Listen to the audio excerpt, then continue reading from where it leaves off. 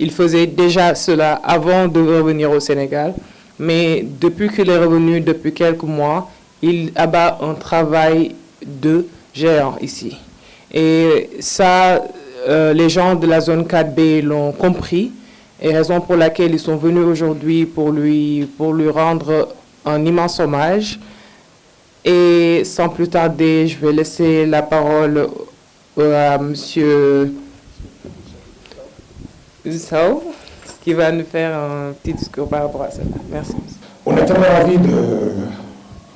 de cette réception ici au niveau du site Académie. Mais avant de commencer, nous allons formuler des prières. Yàlla dimbali ñu li ñuy wut ak lu ñu mbëgët yëpp ak ci ki ñu ñëw di ko defal lim ci bëgg yëpp yàlla may ko ko. Maintenant, pour ce qui reste, il y aura des voix beaucoup plus autorisées que la mienne qui vont parler suite à cela. Donc d'abord, je me présente, c'est M. Mamoudou Sow, je suis le directeur du stade Maniang Soumaré. Mais tey affaire dafa ala dawme parce que des deux bords, d'abord je suis de la zone 4B, je suis de l'Odecave, mais je suis un frère qui m'est très cher. Comme on le dit, c'est un trésor beaucoup plus cher que l'or. Je l'ai pratiqué, c'est quelqu'un qui m'a beaucoup aidé dans la vie, dans la communication, mais aussi dans la marche de la vie. Et c'est extrêmement important, il faut être reconnaissant envers les personnes qui vous ont rendu service. Ci loolu ñu ñaan ku nekk yow yaa xam foi bi nga bokk ci li nga bokk ak li nga yëngu ak ci fi nga yëngu nga ak li nga yëg ñu tàllal suñu loxo yàlla mu may ñu te balay du am lu ko neex yàlla sax toujours day am lu ko neex mais li mu yor pour jaam yi la ñu tàllal ko loxo mu may ñu lim lan rek la ñu ñaan mu may ñu stabilité générale. Quand on a une stabilité générale, on a tout. On a tout. Il y a les projets, il y a la santé, il y a tout. Donc, nous avons une stabilité générale. Et nous avons une général manager. Nous connaissons d'autres. La zone 4B fait partie de ces zones qui nous donnent satisfaction par rapport même à beaucoup de choses. Sur le plan organisationnel, sur le plan de la discipline, sur tous les plans, je veux dire. Et c'est extrêmement important dans la marche du structure quand on vous convie une structure comme un stade. À l'image d'un stade, c'est extrêmement important. Je salue au passage la venue de Irak. Alors, saluer aussi Abdou, notre jeune frère. Mais, comme j'ai l'habitude de le dire, chaque fois qu'on a l'occasion de présenter des choses, il n'est pas dit tout simplement que tout le monde sera primé. Les gens ont choisi les meilleurs. Et Kabir fait partie de ces meilleurs. En un laps de temps, nous avons constaté tout ce qu'il a fait. Ces actions ne se limitent pas tout simplement au niveau de SITSA, je vous le dis. Même étant en France, il a eu comme à intervenir dans beaucoup de domaines au niveau du Sénégal. Au niveau de la santé, de l'éducation, la liste est loin d'être exhaustive, c'est extrêmement important. Donc pour ne pas être très long, je vais remettre la parole à Pape Diop. Oui, Madame président de la commission sportive de zone 4B. Commission sportive, moi, le plus war ci organisation football bi. Qui c'est M. Pape Sarr, c'est le président de la zone. Bokul ASC Lat Dior, man mu bok ASC Grand Sanding. Que c'est Abdoulaye Sougou, délégué à l'ODCAV de Thiès, il est de Walidan. Lui c'est M. Baba, délégué de l'ASC Cité Lamy. Lui c'est Ahmed Ba, le photographe. C'est le jeune frère du grand footballeur de tous les temps, Fallouba. Fallouba, ça c'est le monument du football thiessois. Lui c'est Pam Diago John, c'est le secteur administratif de la zone. Lui c'est le financier, Moustapha Bodian, c'est le président de la commission financière. Lui c'est Abdou Aziz Touré, il est financier. Lui, c'est Papa Kandi de l'ASC Walidan qui a gagné tous les trophées ici à Thiès. Borom Djinné. Donc, vous voyez, même la présente de Thiès. Bouba Diop, oui, lui, c'est notre doyen. Lui, c'est le jeune, moi, je c'est notre doyen, c'est le délégué de l'ASC Natangué bi nekk léegi Natal Parcelles moom c'est un sage je sais que bu waxtaanee kii dina jubóo parce que moom il œuvre pour les enfants donc dañuy ñëw campé débat bi la zone 4B dafa bokk ODCAV chaque année bu ñuy def suñu finale dañuy def ay innovation cette année on a dit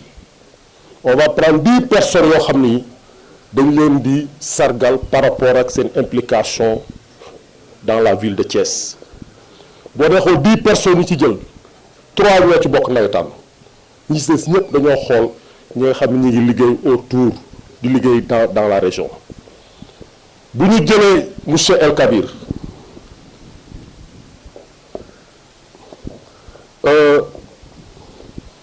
c'est un homme généreux nit kuy dimbali nit la man bu ma jëlee sama exemple rek expérience bu bari boo xam ne am naa ko jaar na ci moom parce que moom toog na fii ni ma yow yaa ngi liggéey fii nekk ci xale di job dama la yóbbu France soo demee nga xool structure ni muy doxee nga xool liggéey bi ni muy doxee foofu moom en tant que joueur sax defal naa ko échauffement seen entraînement à Rennes moom El Kabir su ñu jógee foofu su demee ci dans le social hôpital régional de Thiès les lits médicalisés plus de 100 man maa ko déchargé ñoo ko yóbbu hôpital régional ak hôpital 10e soo jëlee matériel sportif yi toutes les équipes de Thiès bénéficié nañ ci ay dàll ay maillot ak ay chasuble ak ay nu mu tëddee panneau cerceau tout soo demee ci njàng mi da doon récompenser les meilleurs élèves de Thiès à travers des livres des trucs et même les étudiants de l'UFR santé defe naa ne am na ñoo xam ne lijjanti leen sax bourse ñu dem jàng ji à Rennes donc bu ñu dee ñëw di sargal Kabir am na ñu muy jaaxal mais ñun ñi nga xamee ni ñu ngi koy suivre du ñu jaaxal donc li ñu wax mooy képp koo xam ne amal nga njëriñ suñu Thiès bii foo mënti nekk ci àdduna dina la dem jëli seeti la ñëw honoré la bien que ñun dañuy yëngatu ci football on a pris des basketteurs on a pris des footballeurs on a pris des handballeurs on a pris partout fépp jël nañ fa ay nit donc boo dee xool tey lii indi suñu jotaay bi fii dañuy rendre Kabir yàlla may ko mu am kàttan boo xam ne bii waxuma li muy def fii mais li muy def ci biti avant muy ñëw fii yàlla gën koo may kàttan ba mu mën koo àggale ci nag ma koy remercier parce que je sais que ñii mu nekkee ñëpp ñun fii ñu ngi koy jàppale parce que lu mu mënta réaliser te nekkul ak ay collaborateurs yu mel nii du ñu dem benn nit benn loxo du tàccu il faut nga am ñaari loxo ak 10 baaraam pour tàccu donc kii def na ci kii def na ci kii def na kii def ñëpp def na ci parce que man xam naa li may wax je remercie au passage vraiment le grand directeur technique national kii dama toog en 2015 sama téléphone sonné muy moom allo coach Pape Diop man la Ousmane Pouye Faye boobu moo doon directeur du national ma ne ko woy monsieur Faye mënuma dama la suivre dama ñëw benn match su raay Stade Marius Ndiaye ma suivre la ngay coacher ma am lu ma gis ci yow dama laa bëgg a dénk benn équipe nationale c'est le premier bu ma jox bu ma def entraîneur national kii donc magistère bi mu nekk yëpp je suis l'entraîneur titulaire de l'équipe nationale des U20 en garçon merci beaucoup monsieur Pouye Faye du ma jàll te du ma remercier sama sœur kii sama sœur kii nekk naa entraîneur am nekk na sama joueuse nekk na sama conseil nekk sama lu dëkkandoo balaabe màggandoo muy nit koo xam ne ki basket lay dund muy nit koo xam ne ki aussi liggéey la xam donc kooku mooy Ndeye Marème Ba. ci wetam Abdou Karim c'est l'entraîneur de l'ASC Thiès et de l'US Rail moom il est transversal il donne des conseils partout merci beaucoup Abdou Karim. lui ça c'est Komkono bu ñu wax Komkono il faut que ñu mën koo calquer Komkono mooy ki nga xam ne ni xaritu ñëpp nga il est l'ami de tout le monde képp ko gis àdduna bi kii xaritam la loolu mbaax a koy maye. lui c'est mon président c'est mon ami c'est mon grand frère c'est mon conseiller man tudde naa ko doom donc sport moo man sport la ñu xamante donc li ñuy wax mooy dama doon introduire kese mais gis nga kii wax dëgg mu ngi nii mooy borom mbir mi ñëwagul kii mooy Papis Dione moom mooy le coordonnateur de la finale bokk yoonu ndam ponkal maa ngi je vous remercie. ki ngeen gis ni kii mooy Fallou Ba Thiès ba Sénégal kii fi dàqoon na football élégant moom jeune frère am bu doon jamono ji du moroom sax ay Sadio Mané kii ngeen di gis ni Fallou mais jëmm ji nag tax ñu ñëw fi moom gis ngeen kii ñaan leen yàlla ñu ñaan yàlla mu yàgg fi te wér parce que nit dañ naan lu mu am na ko gërëme ay bokkam man su may ànd yow dama dem ba sa waajur ba pare say waajur considération bi ñu am ci yow loolu laay xam yow lu tax moo tax li nga am ko lu mu am rek ay waajuram ñoo ko may dañ naan bay say wewu tànk mënuñu wax lépp ci moom saabu du fóot boppam il peut pas parler de lui mënu ko mais le temps bi ñu am ak moom ñun il nous a formaté te man maa ko mag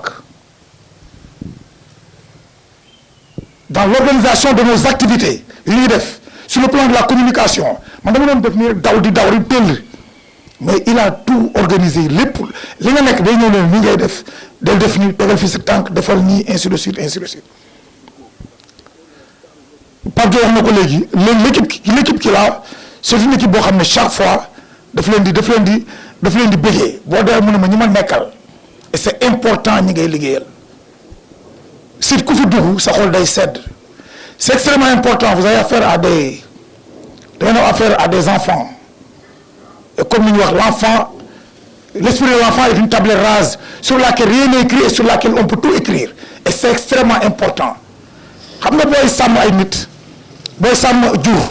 da nga yor benn boo sàmm ay nag soo gisee pël benn nag rek benn bâton rek lay yor su benn divagé mu sànni ñëpp duggaat mais quand tu parles des individus il faut avoir autant de bâtons que d'individus l'individu est complexe je ne peux pas revenir sur ces activités psychopédagogiques là du ma ci dugg mais dañ koy ñaanal yàlla mu gudd fan te wér yaayam ñaanal na ko papam avant mu génn am na lu mu ko dénk et je parle sous le témoin de son jeune frère qui est là Abdou le terrain de basket de l'US Rail xoolal ni meloon il décape complètement le terrain xaalis bi yëpp sama loxo la jaar complètement il décape le terrain nekkatu fa dara ànd ci ak le président de la Ligue de Thiès defaraat terrain bi il a investi là-bas des millions des fois ñu dem sax ba affaire yi tàkk ma kii ko mu génnewaat defaral ainsi de suite parce que xale ñoo ko soxla mënu ma nekk Thiès boo jógee fii su may dem du ma leen bàyyil dara leen rek laa am je n'ai que le basket donc ñu koy ñaanal yàlla mu gudd fan te wér Papis yow yaay ndey mbili ji ñu jox la kàddu gi en attendant avant ñuy ñëw ci Pape Sarr mais daal am ngeen loo xam ne yàlla ko yàlla dafal cat yéen ñi fi nekk ñëpp yàlla dimbale leen ba ngeen savoir se fondre dans la moule du collectivisme ànd ak moom liggéey soo ko defee ci kanam a kanam waxuma site Amérique ak fépp de mais dinañ dem ba tudd site Sénégal mu dépasse site yëpp te loolu la ñu ñaan incha allah. pour ñi nga xam ne ñoom lañ fiy fekk tey vraiment comme li le coach Pape Diop wax je crois que présenté na ñi fi nekk mais également joxe na ay salutations yoo xam ne yu zone 4 bi pour ñi nga xam ne ñoom ñoo ñu dalal fii tey di leen wax rek vraiment on est très content aujourd'hui ci accueil bi d'abord parce que vraiment le cadre reflète tout quoi. Donc li ñuy wax rek mooy aujourd'hui c'est la zone 4B de l'ODCAV de Thiès moo ñëw fii tey seet si partenaire am seet si un homme boo xam ne d'une dimension exceptionnelle pour nommer notre frère Kabir. Donc comme Doudou l'a dit le coach Pape Diop wax ko cette année la zone 4B dafa am une initiative bu bees boo xam ne moom la indi à travers une caravane bu ñu tuddee la caravane sargal de la zone 4B. Cette caravane on a choisi des hommes au niveau de la région de Thiès au niveau du département des personnes ressources ay nit ñoo xamante ne mënuñu woon a ñàkk ci société bi de par leurs actes mais également de par leur participation bi nga xam ne ñoom la ñuy def ci jeunesse bi particulièrement donc ku wax zone 4B wax nawetaan xam ne dafay regrouper ay ASC yooyu muy regrouper pendant les vacances pratiquement koñ boo dem les jeunes benn idéal la ñu am benn lieu de rencontre la ñu am mooy les ASC donc vraiment képp koo xam ne mu ngi œuvrer ci loolu ñun ci discipline boo mënti nekk dañ lay fekk fa nga nekk waxtaan ak yow saafonteeg yow mais également sargal la donc loolu moo indi initiative bi ñu def tey ñuy préparer notre finale zonale bi nga xamante c'est le 18 demain incha allah au stade Maniang Soumaré qui va opposer l'ASC Dioum à l'ASC Fayou donc suñuy waajal événement nag dafa am beneen portée boo xam ne dañ koy indiwaale parce que la semaine passée ñëw nañ fi seet si ko waxtaan ak moom ci initiative bi mu accordé ko mais aussi vraiment jox ñu ci ay orientation yoo xam ne tey jii ba ni ñuy waxe ni satisfaction bi gën a mag bi ñu am ci nawetaan du nekkatul aspect football bi mais caravane bi la parce que durant cette caravane là nga xam ne ñu ngi ko commencé ci jëmm ji di le président le directeur du stade Maniang Soumaré monsieur Doudou Sow donc c'est une caravane boo xam ne très riche en émotions c'est une caravane boo xam ne échos yi ñu ci am yëpp c'est des échos yoo xam ne vraiment ay échos yu positifs la donc li ñuy wax rek mooy le sport dafa am ay valeurs yoo xam ne moom lay promouvoir dafa am ay valeurs yoo xam ne moom lay incarner donc nga nekk ci basket bi comme nga nekk ci football bi wala nga nekk ci handball beneen discipline boo mënti nekk je crois que c'est les mêmes valeurs c'est le social c'est le partage vraiment c'est la solidarité parce que boo xoolee sport la yëpp yoo xam ne day opposer ay équipe autour d'un seul ballon ñi far di ko paasante donc mu doon loo xamante ne valeurs yooyu boo koy pratiquer sport boo génnee pratiquer ci société bi je crois que da ngay doon un exemple te Kabir mii ci tànk yooyu la dox donc comme li ñuy wax biñ koy débuter def ko ñu commencer nit ñi di ko commencer suivre certaines personnes même nous ont appelé pour nous demander est-ce que mën na ñëw pour sargal si leen mais comme on dit nit du toog naan kaay leen sargal ma mais nit ñee lay xool gis li ngay def gis valeurs yi nga xam ne moom ngay incarner ñu ñëw ci yow parce que avant ñu koy miin vraiment turam booy na suñuy nopp lépp lu muy def ci lu baax saa yu ñëwee du sow dañu naan day wax ak le président de la zone bi Pape Sall naan ko vraiment fokk nga toog ak Kabir wala fokk nga dem nga gis ko parce que c'est une personne boo xamante mu ngi dimbali nit ñi mais également c'est une personne boo xam ne mu ngi def ay initiative di jàppale la jeunesse thiessoise donc vraiment moo tax rencontre zone 4B ak Kabir nekk lu yomb parce que zone bi aussi ci valeur yooyu lay dox donc comme ni ñu ko waxee li tax ñu naan c'est la zone phare de l'ODCAV nag c'est pas loo xam ne nit ñi dañuy ñëw rek mu neex leen ñu koy wax mais moom daf ko jël bi mu koy jël am fu mu ko fekk parce que boobu nawetaan tumuranke woon na bu ñu waxante dëgg da ngay ñëw équipe yi li ñuy daj yëpp investissement yi ci koñ bi yëpp l'équipe vainqueur day ñëw ñu jox ko ay 300 000 ñu lay jox ay 200 000 et consort moom bi mu ñëwee ba léegi il n'a cessé de poser des pas yoo xam ne day dem ci kanam ba tey jii fi ñuy wax la zone 4B finaliste zonalam day am 1 million le vaincu dafay am 500 000 donc loolu je crois que ne ku bëgg a jëmale mbir mi kanam moom mooy doxale noonu donc vraiment mu doon loo xamante ne dañ koy saluer su ñëwee ci ki nga xam ne nag tey moom moo ñu fi dajale li Pape Diop Camara wax sànq vraiment koo xamante ne buñ waxee ci hôpital yi mu ngi fa bu ñu waxee ci sport bi mu ngi fa bu ñu waxee aussi ci éducation mu ngi fa te pratiquement suñuy wax loolu moo yor société donc jeunesse boo ko bëggee defal da nga koy assurer une bonne éducation une formation lii ci formation bi la bokk mais également da nga koy assurer une santé donc bu dee moom mu ngi ci secteur yooyu yëpp di ci def lu baax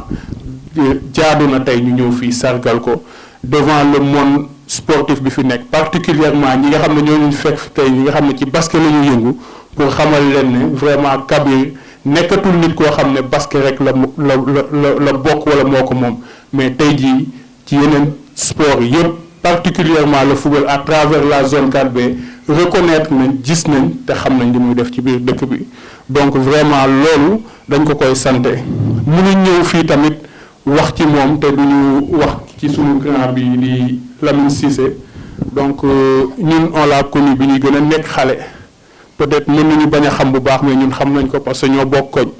donc mu nekk une personne exemplaire aussi di dox ci lu baax ñuy inspiré wu ci moom ba tey bu ñu fekk ko fii mu toog ñu yor micro dañuy am vraiment yëg-yëg sentiment boo xam ne sentiment bu fort la mais également ku wax Kabir bi ñuy wax ak moom fekk ko fii dafa am une personne boo xam ne da ko ci tudd lu bëri ñu xam kooku aussi li nga xam ne moom la représenté pour moom ak projet bi nga xam ne ñoom ñaar moo ko séq muy ki ñuy wax Amadou Gallo Fall donc vraiment bi ñu fi ñëwee moom tamit mu wax ci moom wax yoo xam ne ay wax yu rafet la ay wax yoo xam ne vraiment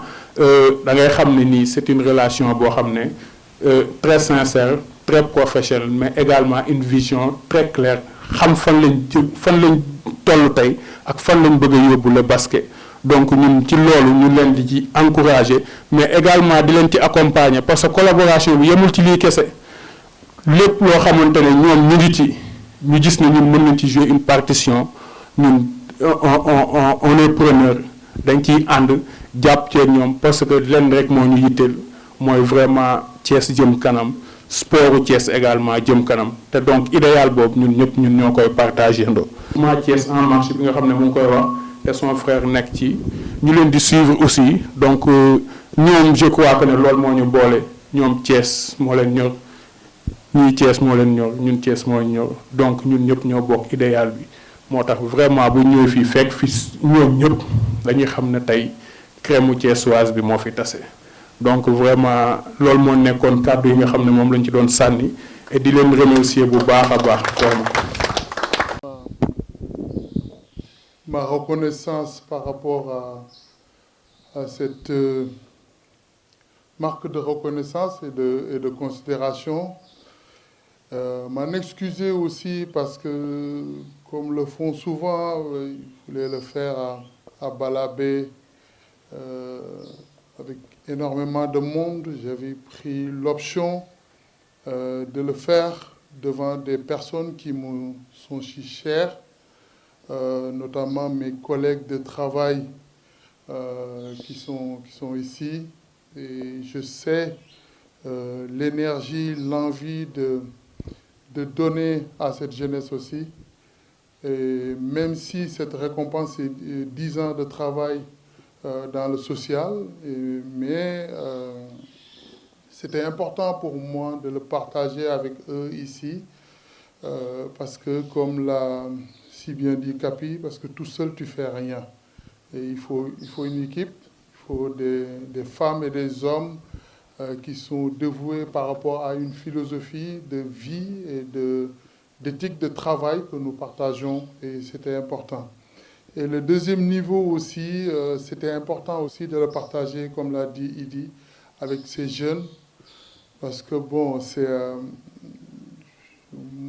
les récompenses c'est bien, mais moi c'est juste donner cet aspect-là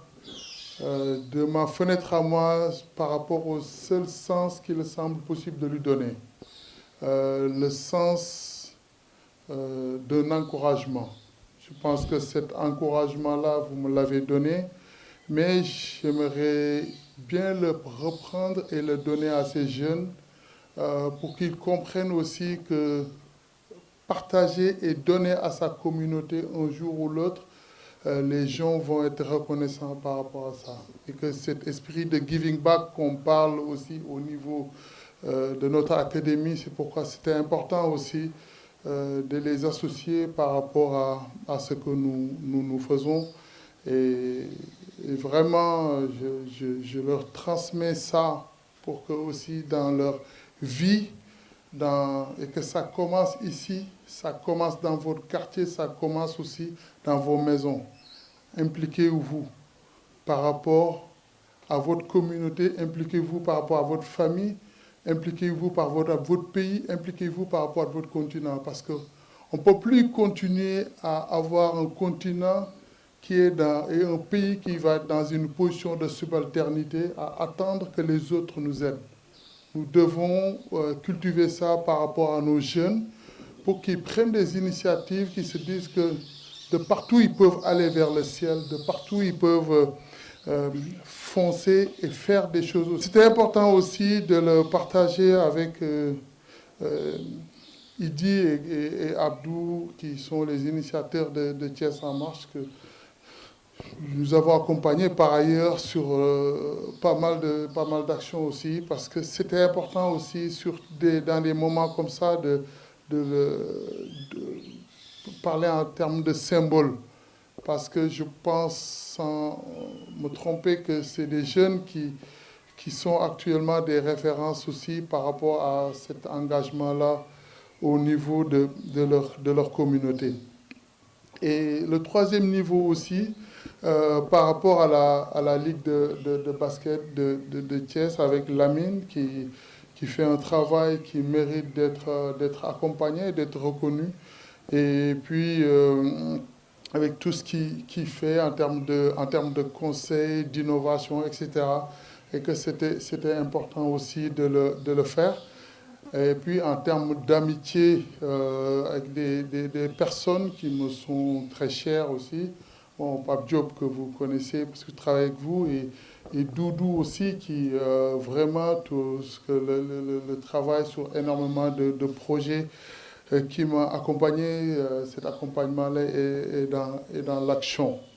Je pense que c'était important et vraiment que cette forme de sobriété dans la chose et que comme l'a dit Capi, le terme impact, c'est vraiment important pour moi, pour nous et toutes ces choses-là. Et pour finir, vraiment remercier Pape Sarr et la zone 4B. Voilà, on en a parlé l'autre jour. Et j'en ai parlé avec Gallo, M. Amadou Gallo Fall. Et vraiment, c'est une vraie volonté de notre part d'accompagner le mouvement Nawetan, c'est-à-dire